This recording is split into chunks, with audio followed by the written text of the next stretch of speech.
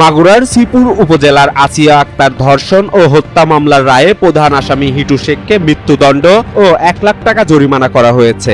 বাকি 3 আসামিকে খালাস প্রদান করা হয়েছে। আদালত আজকে আসামি হিটু শেখের বিরুদ্ধে নারী ও শিশু নির্যাতন দমন ট্রাইব্যুনালে আদেশ প্রদান করেছেন। 17 মে মাগুরার নারী ও শিশু নির্যাতন দমন ট্রাইব্যুনালের বিচারক এম জাহেদ হাসান এই রায় ঘোষণা করেন।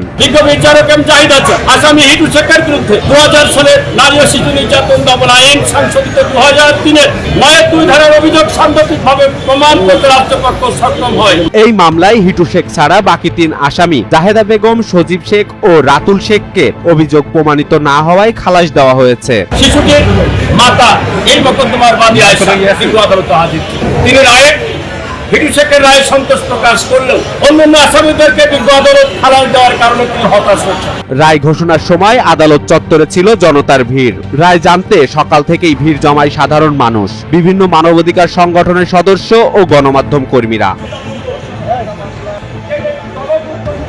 আদালত প্রাঙ্গণে নিরাপত্তা জোরদার করা হয়। পুলিশ, র্যাব ও গোয়েন্দা সংস্থার সদস্যরা ছিল সতর্ক অবস্থানে। রায় ঘোষণার পর আদালত প্রাঙ্গণে আসিয়ার পরিবার কান্নায় ভেঙে পড়েন। মোহাম্মদ মনিরুল ইসলাম মুকুল, রাষ্ট্রপক্ষের পিপি, বলেন তার বাদীপক্ষ এ রায়ে অসন্তোষ প্রকাশ করেছেন এবং উচ্চ আদালতে আপিলের জন্য প্রস্তুতি নেবেন। আমরা রাষ্ট্রপক্ষে খুশি হলেও এই মোকদ্দমায় যাদেরকে খালাস দিয়েছেন আমরা তাদের জন্য পরবর্তীতে রায়ের কপি পাওয়ার পরে পর্যালোচনা করে প্রয়োজনে আমরা উচ্চ আদালতে যাব। এদিকে আলোচিত এই মামলার বিচার কার্যক্রম মাত্র 21 দিনে সম্পন্ন হয়েছে, যা দেশের বিচার ব্যবস্থায় এক ব্যতিক্রমী উদাহরণ হিসেবে বিবেচিত হচ্ছে। ঘটনার 2 মাস 11 দিনের মাথায় রায় ঘোষণা হওয়ায় সংশ্লিষ্টরা দ্রুত বিচার কার্যক্রমে সন্তোষ প্রকাশ করেছেন।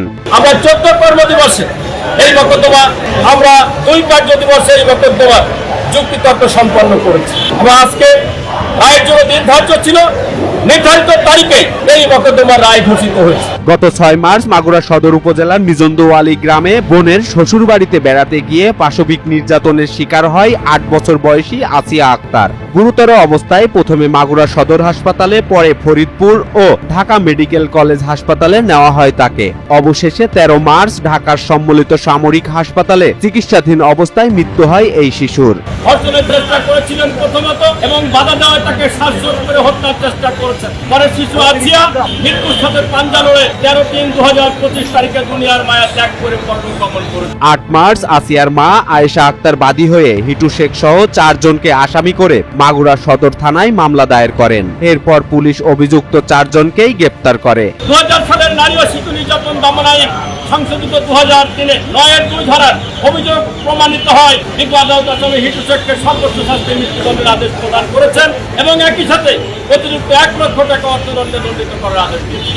মাত্র 21 দিনের মধ্যে বিচার কার্যক্রম শেষ করে রায় ঘোষণা করায় মামলাটি দেশের বিচার ব্যবস্থায় একটি নজির স্থাপন করেছে বলে মন্তব্য করছেন সংশ্লিষ্টরা। নারী ও শিশুর প্রতি সহিংসতা রোধে এমন দ্রুত বিচার আগামীতেও চলমান রাখার দাবি উঠেছে বিভিন্ন মহল থেকে।